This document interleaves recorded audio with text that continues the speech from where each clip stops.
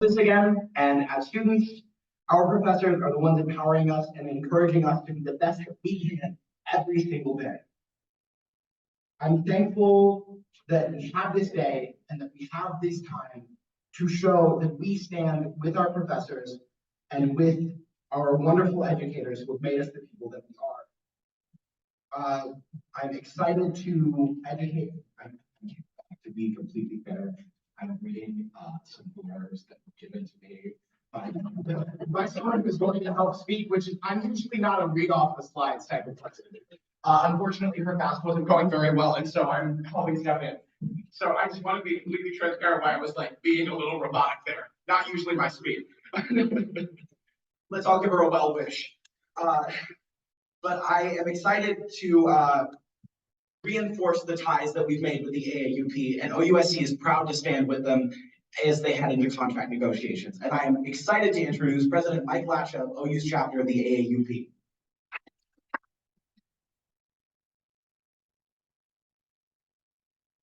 Thank you. Thank you for all being here. It is my pleasure to introduce our panelists. Starting on my far left, Chuck Browning serves on the international executive board of the UAW as vice president and director of Ford Department. Having been born and raised downriver, Chuck joined the UAW in 1987 when he took a job at the then Mazda plant in Flat Rock, Michigan. His advocacy work at the local level increased over the years until he received a staff appointment as an international representative assigned to the National Ford Department in 2000. Within the National Ford Department, he has served as coordinator, assistant director, and administrative assistant. From 2010 to 2018, Chuck served as administrative assistant and top administrative assistant to two different UAW presidents. His long tenure at the UAW speaks to his ability to work with a wide variety of leaders and advocate for members across the years and across industries. Deb Lotan is an executive director for Michigan Educational Association, MEA, serving Avondale, Rochester area K-12 educators. She has worked as a director for the MEA since 2012, having also worked on behalf of Farmington Public Schools. Deb has considerable experience engaging in interest-based bargaining, a different form of contract negotiations known for its emphasis on the interests of both parties and collaborative problem solving. Mikal Goodman is a current Pontiac City Council member representing District 3. He graduated as valedictorian from Arts and Technology Academy of Pontiac and obtained seven industry-level certifications in information technology, business, and marketing. As a lifelong Pontiac resident, Mikal has served the city as a teacher and a community activist prior to being elected to council in 2021.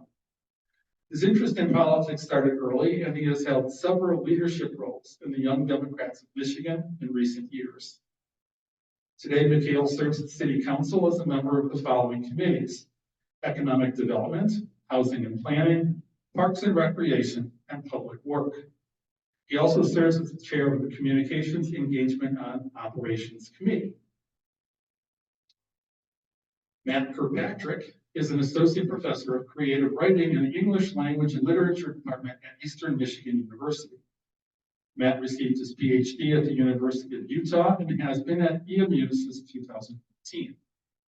His 2019 novel, The Ambrose J. and Vivian T. Seagrave Museum of 20th Century American Art, received laudatory reviews, such as the following from Perkins: a novel of ideas whose appeal goes far beyond its target audience, be it literary readers skeptical of yet another post-martyr yarn, or art world enthusiasts jaded about its ivory tower state of affairs.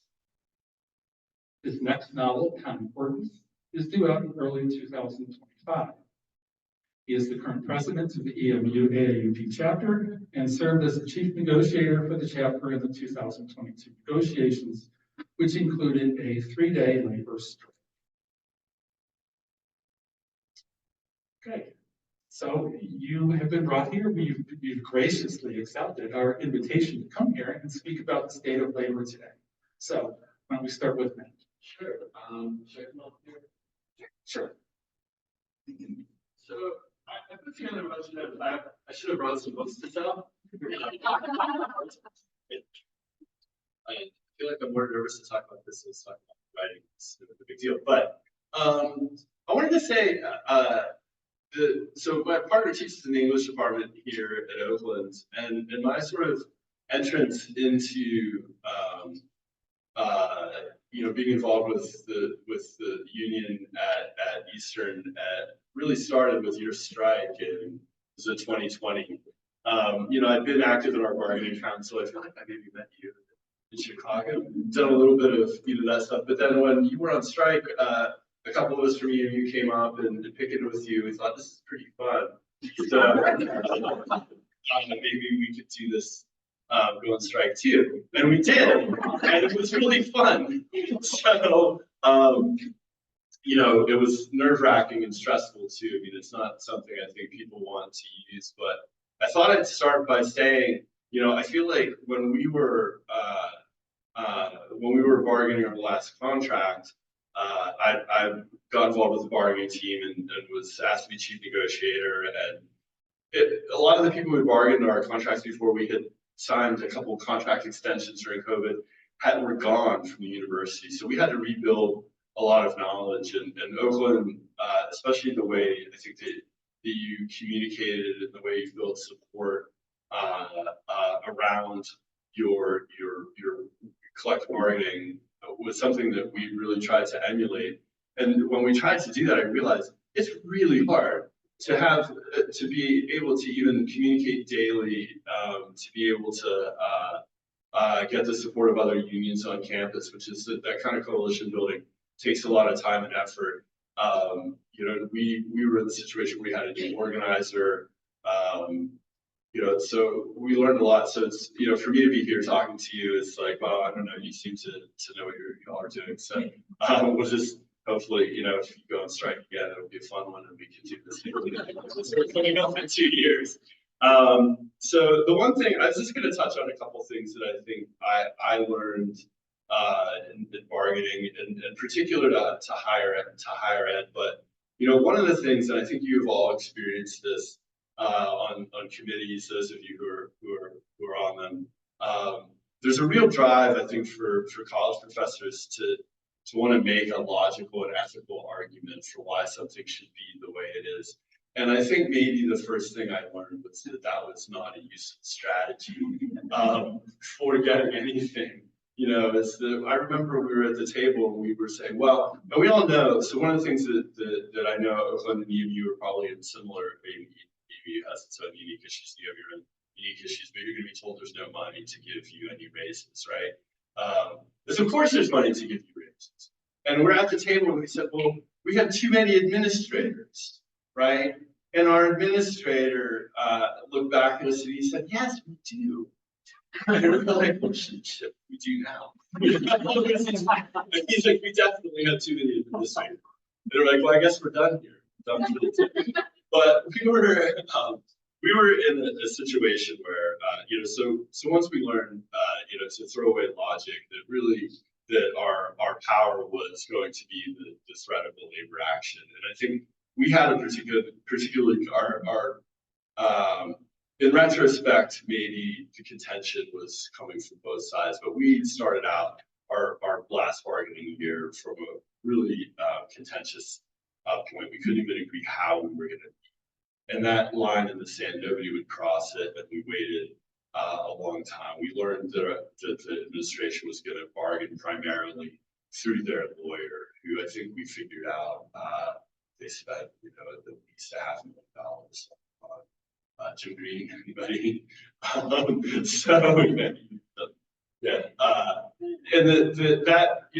maybe we wouldn't do it this way, but necessitated for us to spend a lot of money on our legal team too. So from the start, we were in this contentious space, and I think that one of the things that we really needed to really focus on was trying to build support for the end game. That we were going to be in a situation where we're going to, and it turned out to be true. People were telling us in May, this is going to get resolved in September at midnight, and it did. And that one of the things we all sort of understood very quickly, even though we hadn't done this before, was that we needed to really be building this support, not just with faculty, obviously, because we were going to have to be able to stamp the be able to have an actual strike possibly, but to also get the support of the community, the students who were integral to our success. And I felt like, I'm sure yours are too, our students were very smart and very clever and very devious and willing to do things that we would never do. Very funny, and having limited resources, being our own comms team and having to recruit really, the students were really central to our success, and being there on the picket line as our progressive block box. So one of the other things I wanted to touch on too, and I don't know how, so we have a really extraordinarily democratic bargaining process where we meet the bargaining council of 50 people that craft our logical and ethical proposals and spend a lot of time on them. I don't know if you've spent any time editing a document as a group with college professors, but it's really time consuming and frustrating. So like, maybe just put one person in charge. We vote on them and we rank them. And we were I think we were very naive in thinking that we were going to be able to close the loophole around, the way sabbaticals were awarded. We were having none of that. What it came down to at the end of the day was what, not the sort of the things on the side that we thought were low-hanging fruit that we would fix, were that we had to focus on gains for our members and protecting what we had. And I know that when your last bargain, protecting what you had was really critical, and putting our energy into that and channeling that into a kind of public relations campaign around money, and how the university chooses to spend its money, and how that money is often, if you want to run, I feel like universities, I'm not the first person to say this, are often, people want to run them like businesses. They think, well, we'll get the worst people at business to run our university. And we'll pay ourselves a ton of money. But, if you're running it like a business, the students, I'm not, I'm not sort of saying our customers, right? But this revenue generators are faculty members, right? So this logic escapes, I think, when it comes time to actually adequately compensating, addressing things like workload, like healthcare, working conditions, all of that stuff, evaporates as if all we're just these like sad people who cost the university money, and it would be easier. I mean, Eastern actually kind of tried to privatize some instruction a number of years ago, which we would fight off because like, what is left at Eastern to privatize? It's faculty, right? Fighting that off. But at the end of the day, we just had to fight for gains. I think we were tremendously successful in being able to get actual raises for our faculty. And part of it, I think, came from the mentality of that we're gonna take this as far as we can take it, which for us was we're gonna have a fun strike, right? And get everybody who was behind that. Imagining that was going to happen, not the other way around. We're doing everything to avoid this. Was really for our mindset. That's what we're going to have to do this. And we were also, I don't know how Oakland strike was like 2 days.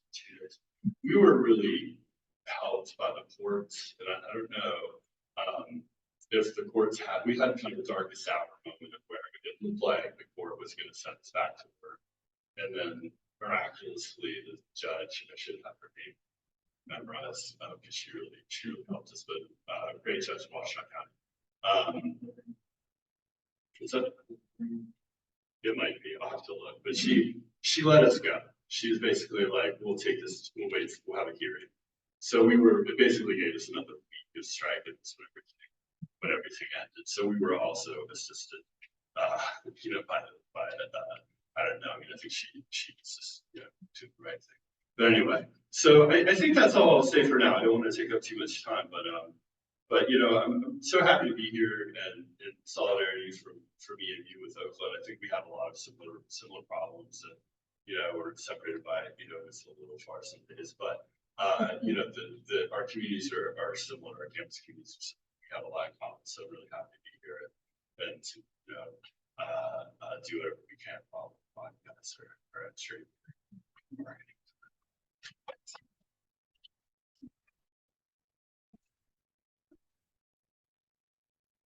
For my anxiety, I needed to sit. I just make sure that you can hear me on the back wall, give you a thumbs up. Awesome. Okay, you're right. The acoustics in this room are big. As a musician. So hi everyone, my name is Mikal. In that introduction, I realized I might need to update my city council bio page. A couple different things. So I am a city council person in Pontiac.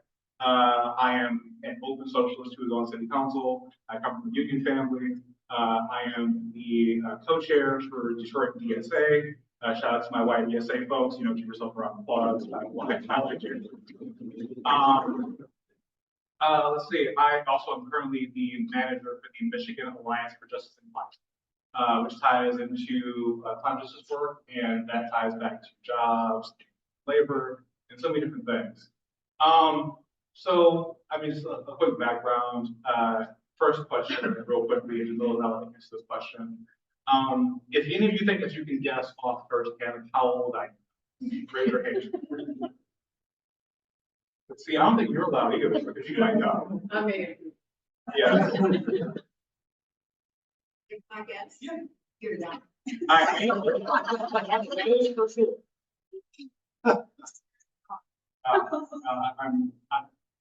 want to say, I'm going to say, I'm happy that I'm not, and also I can't wait to get there. I'm 24. Got to the council at 21. I was born in 2000, so we'll get that out the way very fast. We are at a very, I don't want to say unprecedented time in labor, but a time in which I don't think many of us have been able to live to see. Especially speaking for myself, someone who is really so young. We are at a very specific point in labor. As someone who is a member of my union at work, I work at a nonprofit who, luckily enough, we have a union, which I'm actually part of the bargaining for as of recently. And there is this massive resurgence amongst young people who are politically active, and participating in labor work, in union work, in solidarity. Just a quick show of hands. For the people in the room, how many of you participated in the UAW strikes over the fall? So, I know, there are people who sat out there at literally almost at every waking moment to go to a line, whether it be at the midnight walk that happened, that a lot of us were at, like white DSA people, or those of us at 653 local Pontiac at the after sales and customer care center. When they walked out, I was out there immediately. And, it's a larger sign that right now, across the country, across the world, especially even here in Michigan, there is this massive focus on the power that labor has, that the collective power amongst workers, amongst people, has to be able to affect change, right? And just from those of us who watched everything that the UAW was able to accomplish with stand-up strikes, right? Put a lot of power back into the sales of not only just UAW and its membership, which I'll get back into that's team, that vendor, but especially amongst people who were just in with work, people who were working in industries that, okay, well, what if we unionize, right? A lot of young people, our first grasp at a union for a lot of people was Starbucks over. In Detroit, there was Carmen's Coffee, which is that great coffee. But that real question for okay, well, if we can unionize in these industries that we are a part of too. And this understanding that labor is not just a middle class white man's thing to do, who working at the IBEW, working at the pipe fitters, shots my friend San Pedina. But labor was not just this thing that was sequestered off to the people who would watch James Bond I also watch. But it was something that was like actually tangible and touchable to a lot of us. And so like, to bring to me, and I guess like what happens to a lot of people, it's being 24, weirdly enough, I have a lot of experience in a short amount of time. From being the chair of the Young Dems to being the chair of the Oakland Democratic Party's Diversity and Inclusion Committee, to now running essentially what is the Michigan branch of the Green New Deal Network, running the largest Democratic Socialist chapter of Michigan, if not one of the largest in the country. And for me, a lot of that journey simply came from living my material conditions, which I think a lot of people can understand.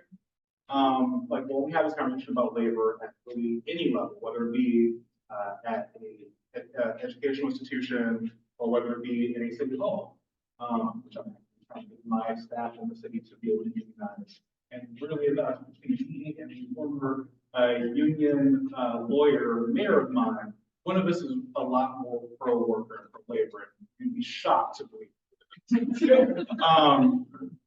But like for me, I grew up in a family. My great-grandma raised me, worked for Fisher Body for 27 years.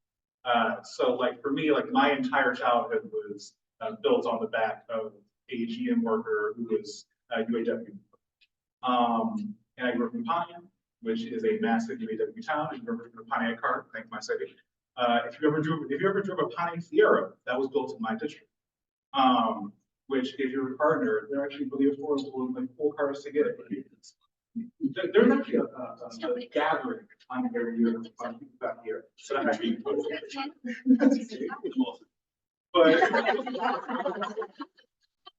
and so like with that, like in Pontiac, I think the conversation around unions is kind of just like granted, because either people who are still around work in the factory, their parents work in the factory, grandparents work in the factory.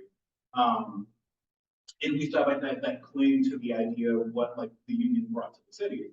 But I think also many of us now recognize that those jobs don't exist anymore, that environment doesn't really exist in the city.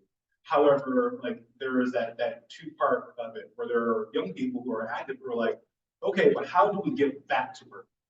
Where there are a lot of people who have like gotten to the point where they kind of have just forgotten about it. And they're like, oh, well, it was the year before and it won't come back. And I think that like right now as I said, we're at a very unprecedented time because there are people who are either like me, who had young people in my family, or who just have been watching, seeing, and know what labor has done in this country, and for the movement across the world, and for literally everything that we as people have. Because if you left it up to the people who have money and private property, we would literally have.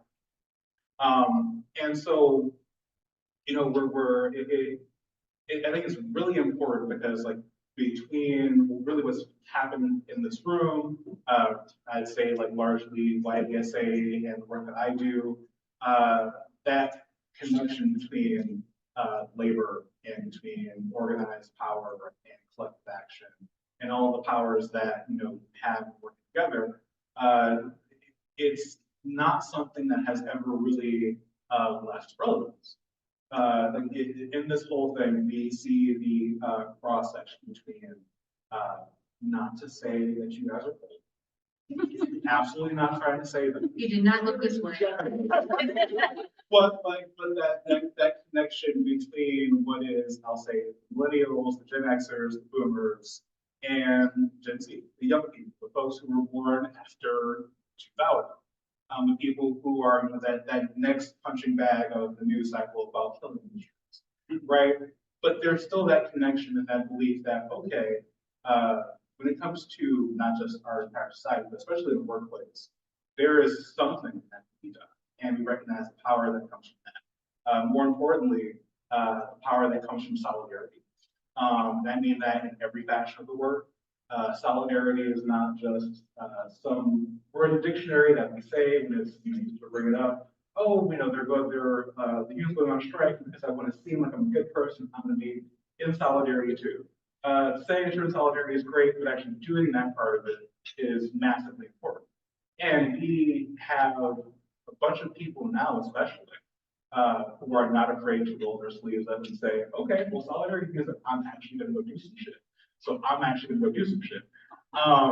And that's a very powerful thing. In no normal circumstance should a 21-year-old be able to unseat a 3-term Republican incumbent by 24 points. Like I watched her. But that came about through being able to work with people in my community, having solidarity amongst the different groups that exist in my community. But also, like I say, a part of me being up here, I received a lot of union endorsements because they knew that I knew what solidarity meant in a tangible sense. And I think that's very important for leaders, for people who have in society. And again, especially here in this room, I see a lot of you like nodding intently, hearing things, because like you deep down know that a lot of what I'm saying is entirely accurate, it's true, it's things that you wish that you heard more often from politicians.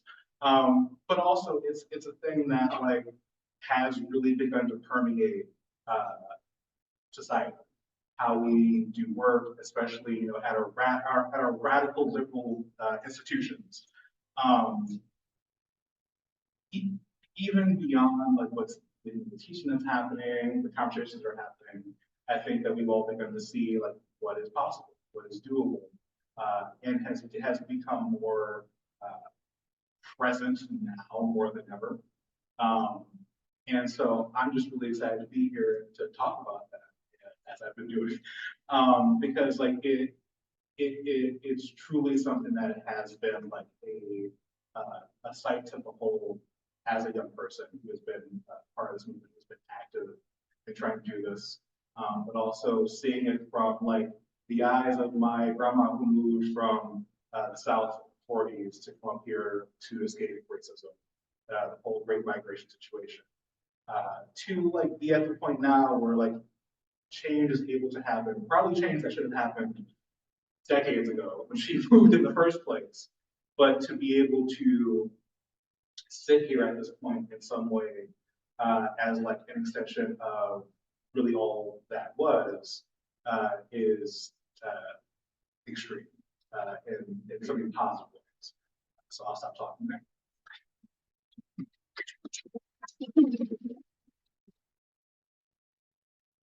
I'm gonna try it from here too. Can you hear me? Okay. If I, fade off or something, let me know and I'll speak a little bit louder. As introduced, I'm Deb Lotan, K through 12. So I have to remind my members all the time that they're government employees.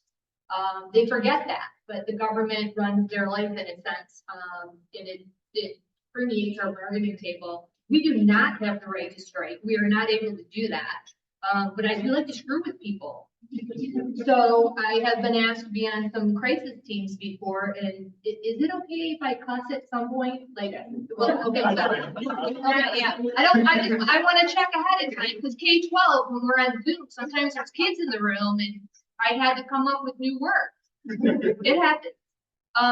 But like I said, I like to screw with people. So when I hear these things, we've got UAW over here, and you hear about these strikes, I like to screw with people. So one of my first assignments when I did an internship, I had South Lyon Schools. Somebody else was bargaining it, but I was their crisis chair. And the administration would never buy them food. And the superintendent would buy his own personal pizza that he would bring into bargaining or have delivered to the table. And everybody else is kind of like, well, what do we do? And I heard these stories and I'm like, this is awful. Like, we have to do something about that. So I had members come in and they brought in like either ordered food or homemade food, and they would bring it into the bargaining table to where we were at. And then there was like, oh my God, all these people are coming in and delivering food, and administration never saw anything like it before. They didn't know where these people were coming from, and it scared them, which I was like, all right, this is cool.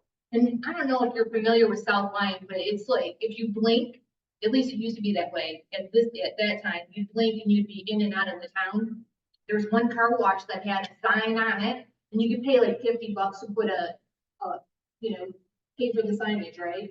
And so I paid the $50 out of the crisis funds and said, we really support our teachers. And it was right on Main Street. So the board office was right by it, and you had to drive to and from and pass the sign both ways. And so it was just like, oh my God, you're kidding me. And so then we paid him, we put a sign up there about, have a great summer, we support our community, those types of things. And then community members started paying for it too, so then we didn't even have to do it. They came in with a contract, we never had to do anything really crazy. We became friends with people that lived across the street and had signs up there, it was wonderful. We don't get to strike, but we get to screw with people. So we do that.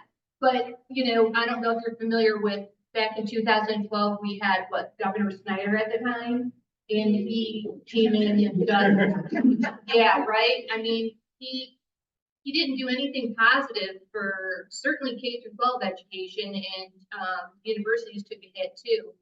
Came in with a bunch of laws that prohibited our right to be able to bargain over some of the biggest topics that our members wanted. He also took away agency shop and dues deduction. Agency shop wasn't such the big issue for us. It was the dues deduction that was really difficult because we had to come up with a system to do the whole payroll, we lost payroll deduction. How are people going to pay for their dues, right? So it became very difficult, but we had discipline stricken from our contracts. It was arbitrary and capricious. Arbitrary and capricious. Anybody familiar with that term? Right? Yeah. So I feel this way today, so that's how I'm going to treat you, is basically what that means. And that's exactly what some districts did. Evaluation, which was very punitive. Right of placement, extremely punitive. You can get moved 5 times, sometimes more in a school year, and we saw that happening. Seniority meant nothing. And in education, seniority used to be it, right? In unions, it was a big deal, and it had a lot to do with your placement. You worked a long time.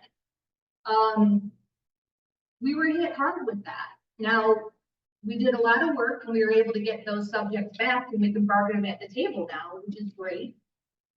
We still do not have agency shop because of a ruling about Janus Supreme Court, but we do have the right to be able to bargain back our dues deduction. So we're doing that at the table. Very interesting because had it in the contract, government took it out, and now districts don't really want to put it back in.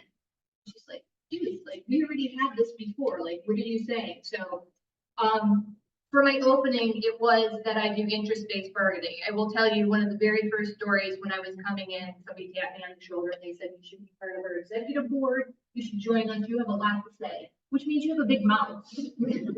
I'm okay with that. My family knows that. But I heard all these stories about like people going into bargaining and throwing chairs and yelling and screaming and stomping their feet. And I thought, you sound like small children. You know what I mean? It's just like, do you really get good deals by doing something like that? And that's not my style. Not to say I can't pick up a chair and throw it, or I could hurt somebody in some possible way, but I didn't think that was really the way to do it. So my first bargaining session I went into, I didn't know I wasn't supposed to talk. And so I did. And I could do math at the table too, like without a calculator. And I could pass over proposals and say, we just paid for this raise and this is how we did it. And people were like, oh. But that's how I work. And that works with IBB, sort of, kind of. You get tapped on the shoulder, you're good at this, keep doing it and all of that. And people started listening, and I eventually, that was pre-MEA, I was a member, and then I got into doing staff work. But to me, IBB is about building relationships. And, easier probably in a K-12 setting most of the time. But if I'm going to try and get the best deal for my members in the bargaining teams there, I feel like it's important to be able to tell their story, which is what IBB is about. You get to be able to tell the history about, what brought you here. What are their issues? Our members have a voice. And in an age where we don't have agency shop, we need our members to find their own power. They have it. They've always had it. But we have to find a way to be able to bring that to the table. And we have through that style of bargaining. And we rely on it and we ask for it all the time. So in a world where we have to find a way to organize and get our members involved, we've been able to do it very successfully through that style of bargaining. They've taken a lot more ownership of the bargain too, which is very helpful. Is anybody familiar with IBB? Okay, I knew some people were, because I knew some people did it. It was funny, I got in conversation with Jeff before we started, and he called it bastardized, the style that they're, that he's familiar with. I've been a part of the bastardized, process as well. But I'm also been a part of very successful interest-based bargaining. And when it's very adversarial, you always feel like somebody wins and somebody loses. And it doesn't feel good. And I don't like that. I don't want my members to ever feel like they're losing something. I want them to feel like they're able to get something. And even better when they're able to, take ownership and be a part of that. So that's why that style works for me. It's about telling their story, gather them all the time. They started to become active, showing up to board meetings, talking to people, right? So they feel like they are able to influence it. Now, not to be negative, but we're all very familiar with UAW and what they did and able to strike. So now we have to find a way to balance it, because all of my members think that the districts are flush with money because we got all these COVID dollars, which are going away. And districts do have a lot more money, and we have been making gains, but they're not enough, because back in 2012, not only did we have all this stuff stripped out of our contracts and the inability to bargain over them, but they also took away a lot of funding, a lot. And K-12 relies on 3 arms of funding. It relies on the per pupil foundation, villages, non-homestead, right? So it's a tax. And we have the ability to pass bonds. Not popular, because community members are going to have to pay more money, but we have the ability to do it. So you can think fixed income. Very much like Matt, they have money, where they spend their money. And so that's what we have to look at. What are you really investing in? That's part of the story, and we can bring it to light.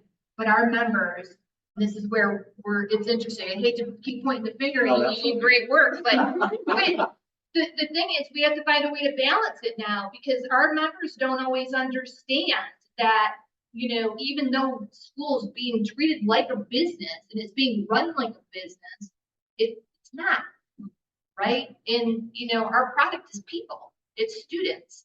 And how do you deliver that? It's not a cog, it's not a nut, it's not a bolt. And so that's interesting, because we have to do that during the bargain too. This is the money that we have to work with. This is what's going on, and this is how we do it. COVID dollars are going away. Schools hired a lot more people. People cost money. So how do we find a way to be able to balance that? And really we're beyond knee deep in that right now, because I've got 6 contracts that are all open right now. And that's what we're bargaining right now. We're getting into the money. And so those are interesting conversations to have with people, especially when you see other school districts coming in. Back in 2012, all that money was stripped away. Do you know what it did to my members' income? Stripped it away. They came in and started making them pay for their insurance, which they didn't used to have to do, at least 20% or a cap that was fucked up. And I say that because the government had the ability to decide how much money that went towards the cap. People were frozen on steps, no experience credit, all of these different things. Who wants to go into education when you're not valued, right? Who wants to be a member when you don't have the right to bargain all of these things? You had said we're in an unprecedented time, and we are. Because we have that back and we have money now. My hard part is trying to find a way to balance it, because we're not UAW. And we do know that some of those funds are going to dry up. But we do know that there is money there. We do know that we can get our members back some of the things that they lost that other people are getting now, which is great, because they should. And they're also stepping up and doing what they need to do to be able to make that happen. Part of which we can thank some of those. Have you guys ever heard Mothers for Liberty? That group? Yeah. Okay. So they're everywhere, and they've infiltrated one of my districts wholeheartedly. I don't call them Mothers for Liberty, right? Catchy name. I call them Americans Against Freedom. because that's truly what they are. They are Americans against freedom. We have two of them on our school board. So at least one of the school boards. So that's helped me be able to unite our members to get them to step up and get involved not only in school board elections that are going to influence the bargain, but they're going to be involved in the next election cycle too, and we're going to be able to get them off the board. It's gotten them involved in the bargaining. And so it is kind of unprecedented times to be able to have so much power back and for our members to start to see it and feel it and know that all the hard work that they put into since 2012 is finally starting to pay off. And I'm really hoping that that's really what it is, that when we come in with that TA, that they can see the salary schedule and all these gains and they can say, all right, I know why I'm here. That's it.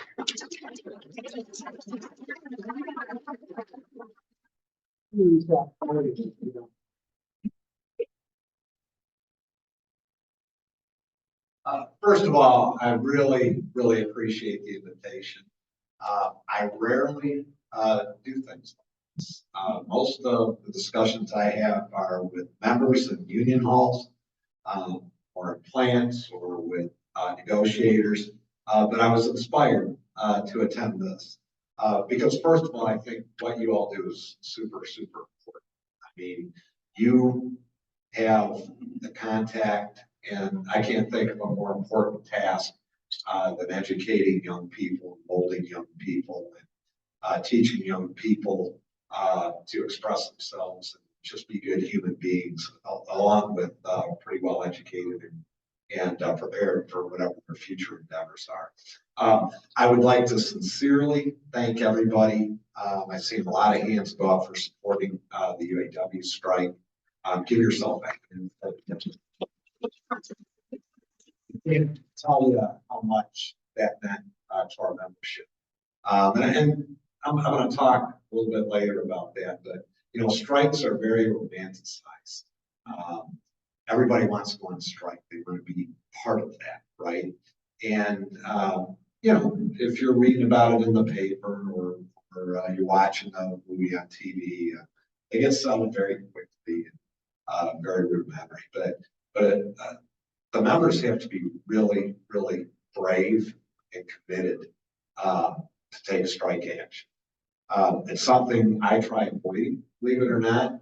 If you look at probably the last 4 contracts I've bargained, there's absolutely no evidence of that. But we've had a lot of strikes. But it's scary. And you're okay. You know, your first week on the picket line, you have a warrant check coming from your employer. And after that, you know, you're collecting wages that are greatly reduced what you're used to collecting, especially in manufacturing. You know, we get our wages, but there's a lot of overtime. There's a lot of additional money that's made. So first of all, thank you for the support. Secondly, I'm not going to do the guess your age game. Little older than 24. What I'd like to do is talk briefly about the auto negotiations, and then a little more extensive about how I see bargaining. And first of all, believe it or not, I am a huge advocate of interest-based bargaining. I've been bargaining for over 30 years. I had the opportunity, like this young man here, to get involved and be elected into positions where I've been able to do that. It's my passion. I've also organized and administered contracts. I've been around a long time, so I've done a lot of things in the UAW. But so I'd like to share my thoughts on that as well. But you know, really, bargaining in manufacturing, especially, but all sectors. I've bargained in gaming. I have done some public service bargaining, state workers in Michigan. We do great work in the UAW for our higher ed members. The majority of those members are on the East Coast and on the West Coast, but we have just fabulous folks that are very experienced at bargaining with them. But in manufacturing, and I am the vice president with bargaining responsibilities over Ford, but I also have bargaining responsibilities over John Deere, over Caterpillar, nice group of people there, and Case New Holland. And all of the manufacturing, obviously, as well as the service industry and higher ed and our other sectors. But we were really hit during the financial crisis.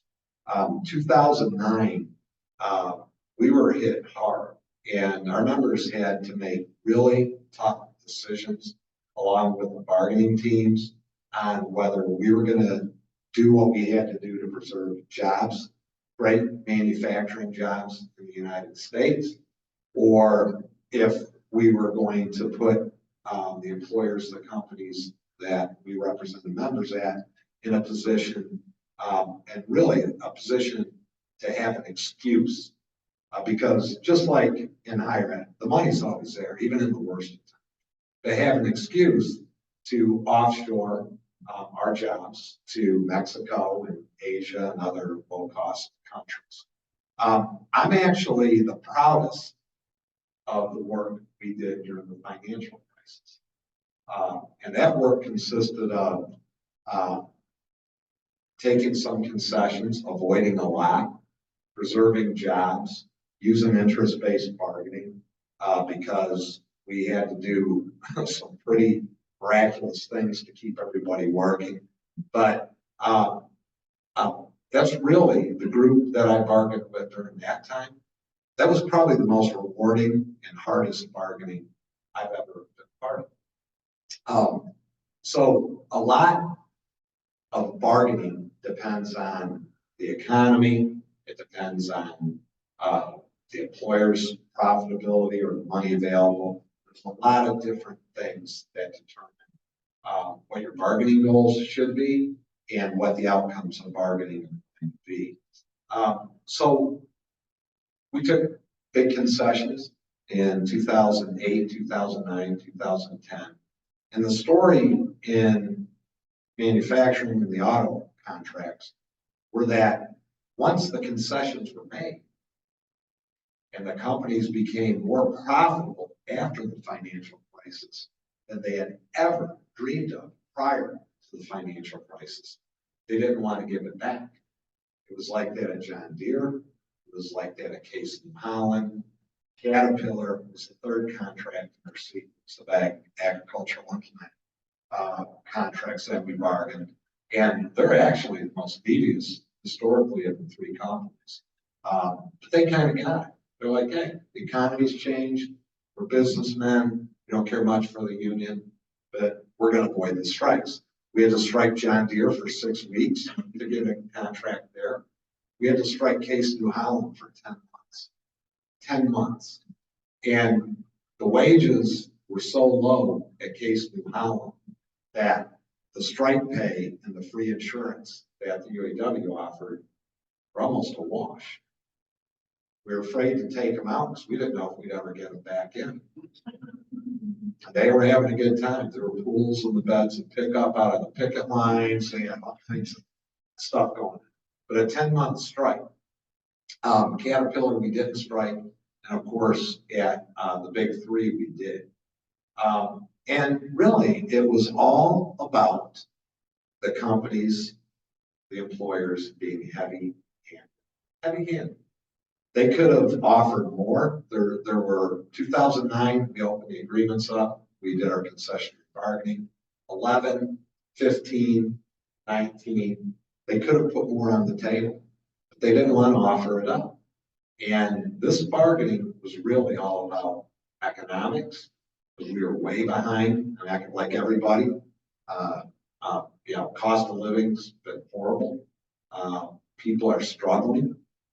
People you wouldn't think are struggling. So in the big three, it was about economics, it was about retirement, and it was about eliminating tiers.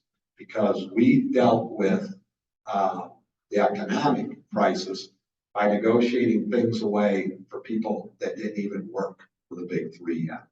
And it was a problem for us. We didn't like it. Members didn't like it. That's what it was all about. We went into negotiations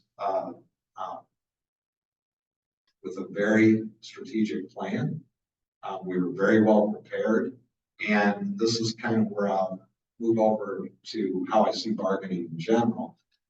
First of all, it's extremely important to spend all the time that you can with membership to understand what their needs are, what their thoughts are, what their wants are. They don't put me in this position to tell people what Chuck Browning thinks. I need to leave once I get the information.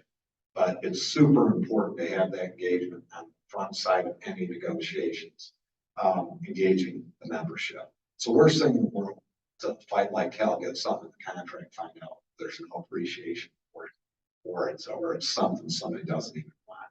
So that bit of work is very important.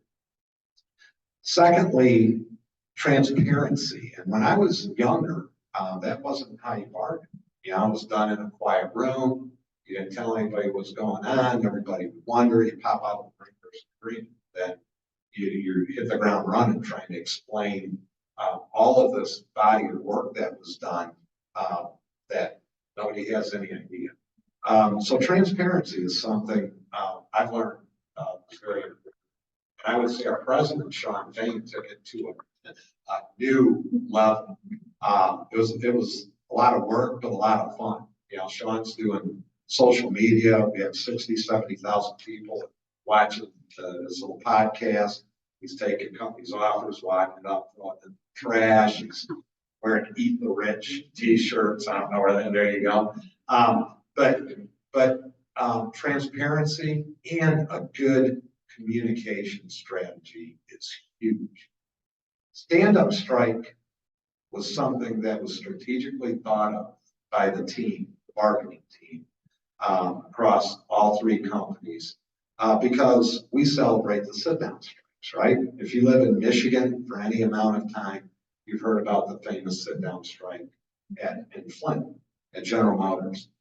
So we thought the stand-up strike, especially because we had a predetermined strategy that we weren't going to strike an entire company all at once this time. We are very, I will say this, well off union. We have a strike fund that's bordering $1 billion, but 150,000 members on strike all at once. That $1 billion will get eaten up in a couple months. The companies know this too. Companies know it too. So they were not expecting the stand-up strike. And it was amazing to me because traditionally we take the whole company down. The psychology of all of it, they were scared to death on what the next plant would be or what the next facility would be. And it was very effective. I will say it created some chaos with our members because you have people that are out on strike, getting strike pay, or were laid off as a result of the strike. They also had received strike pay. The company's not required to pay them. So having a strategy, and you're going to improvise, and there's going to be twists and turns in any bargain. But to have a strategy going in to communicate, you know, it's a great message. Same message I hear here. We just stated facts. The CEOs have gotten 40% raises. So hell, we propose 40% raises.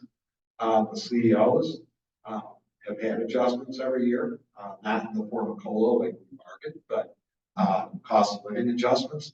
All we did is point out the obvious, and it was facts, and it pissed the companies off, especially Ford.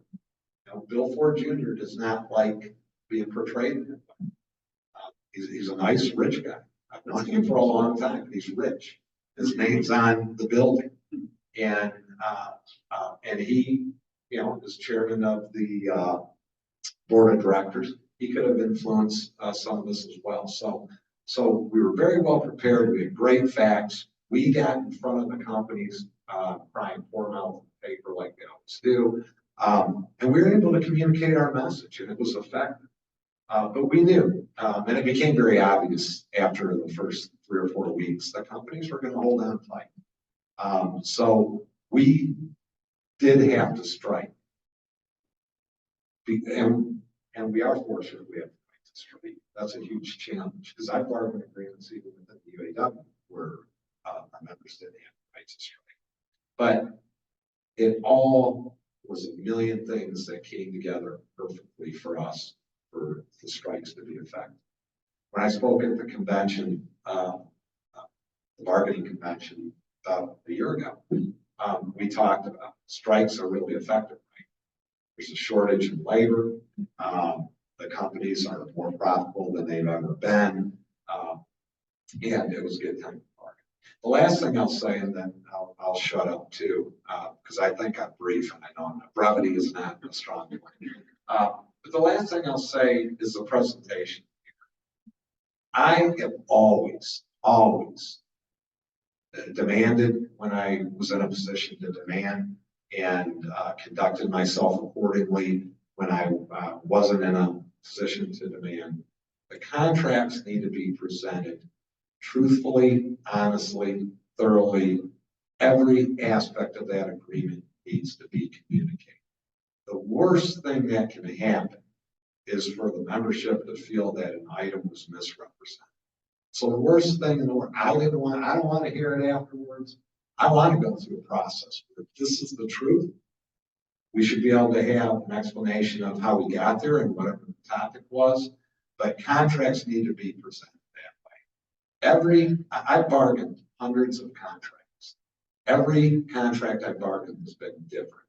But if you spend the time with the members up front, regardless of the difference, you have a strategy going into it and an understanding of what can be achieved, a good communication program going into the negotiations, transparency during the process, in whatever way you choose to do that, and an honest ratification process where you're putting everything out there and you're having that discussion with the members. To me, if you can build that into any contract campaign, regardless of the circumstances, you're going to do okay. So with that, I appreciate. I feel comfortable here. I appreciate you listening to what I have to say, and I'll turn it back over for any questions, I guess. Thank you.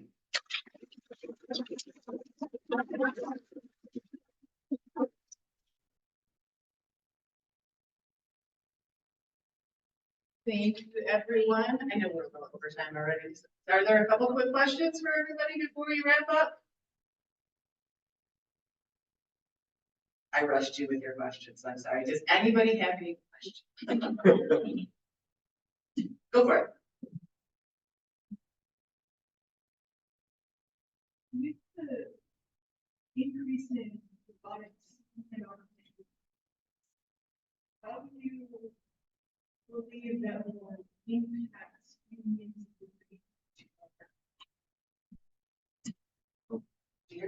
Yeah, so AI and robotics. So we have, I'll say a few things. It's the UAW's position, and you've heard a lot about this during our negotiations regarding electric vehicles. There is less content in electric vehicles. There's other jobs you can gain outside of our traditional jobs. People manufacture chips, they manufacture batteries. But at the end of the day, it's less labor intensive in that aspect. But it's our belief, you can't be a Luddite. You have to embrace technology. It's going to happen. So the question becomes, does it happen with your involvement to advocate for your members' best interests, or do you have it inflicted on you because, quite frankly, you're not brave enough to have those discussions or spend the time to have intimate understandings about it? So we talked a lot about that. AI is certainly going to change some of the processes in the plant. Robotics as well. Robotics, I will say this about robotics. We've had a lot of advancements in robotics, especially with CMM type equipment, equipment that moves to actually inspect the vehicle. In a lot of ways, inspects the vehicles better than the naked eye. I mean, I wear contacts on the far side, and I've never been a quality person in the plane. But to me, we embrace it. We try and understand it the best we can. We use outside folks to come in and help us understand it.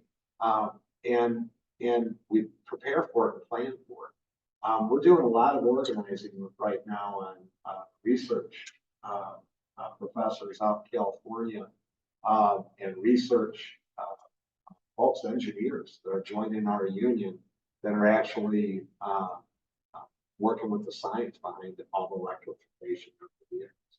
So there's the landscape changes, but there's people working to impact that. So we embrace it. We're coming. We want to be part of it. We want to advocate on behalf of our members, and we want to find solutions that work. Because regardless, somebody has to buy those vehicles, and you need good, union jobs where people can afford those products. But that's our approach. And so like, also from like a policy perspective, I'm like a real big policy nerd, so we just like to pay attention to these things. To like just, highlight a lot of things that he said. Like, the issue in my opinion is not robotics, it's not AI. It's the fact that people who at the top make those monetary decisions will use every advancement to increase their pockets and make sure they can get paid less. Like, the whole purpose of like robotics, AI, advancements is to improve our lives, improve our productivity, but like not to be like the nerd with the graph. We hear it every fucking year that money goes up, for corporations, hours go up, productivity goes up, wages stay. And like, that is not a blame of robotics. It's not a blame of AI, because I don't think any of us want to go back to having like, no offense, going back to having like a rotary phone that can only do one thing but call. It's very nice to be able to have everything in the access of your hand. It's nice being able to like, so as a musician, right, I play guitar. Back in the day, if you paid for a cheap guitar, you were getting a cheap guitar. Now with the amazing like CNC machines and the ability, you can create some really amazing things for very low cost.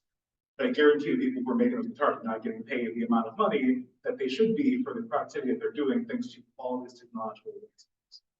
And as a like city council person, as a policy nerd, as someone who's written policy, this kind of comes back to like the responsibility of the people who have power to say, okay, well, since all these advancements are happening, maybe we should do something to make sure that these profits are going to the people who are doing the work. Or like from a, unfortunately, like negative point of view, we need to do something because these corporations will use these advancements to just unemploy everyone. And there needs to come that stopgap of, okay, well, we know this is gonna happen, let's stop it. Like, not to quote Andrew Yang anyway whatsoever. I essentially read that book back in like 2019, but there was a very key and important point, which is like, okay, if we have AI, we'll go to AI trucks, and there are a lot of truckers who have jobs in this country who, that is their one main skill because they don't have an advanced degree. If we automate away all those jobs, now we have a bunch of people who, like, for many intents purposes, don't have another employment because you can't expect them to become computer engineers. But if we see it as like, if we are in the headlights of that coming on to us, we should be able to say, okay, here's how we mitigate that. Here's how we make sure that these advancements actually do the thing of improving our quality of life, opposed to being okay with those advancements being entirely privatized while being paid for by public money to go into the pockets of people who have money to just screw us over.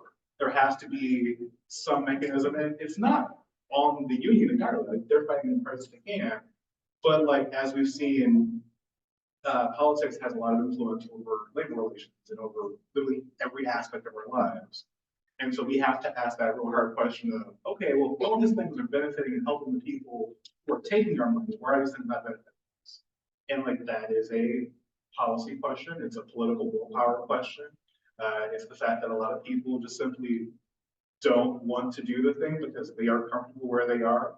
And they don't care how uncomfortable you are in the process. And so there has to be something that happens, and something has to give, not really, in my personal opinion, the workers should have to go shit. And then the people who have power, who have money, need to recognize in the terms of the fact that they have the ability to do more. All these things will eventually help them anyway. But at the same time, those things that we force them to do to prolong their profits will also fix a lot of our problems. But unfortunately, no one has taken the political courage to say, hey, let's intervene and actually make something change. So. Thank you. I'm gonna wrap us up because we're already 7:20.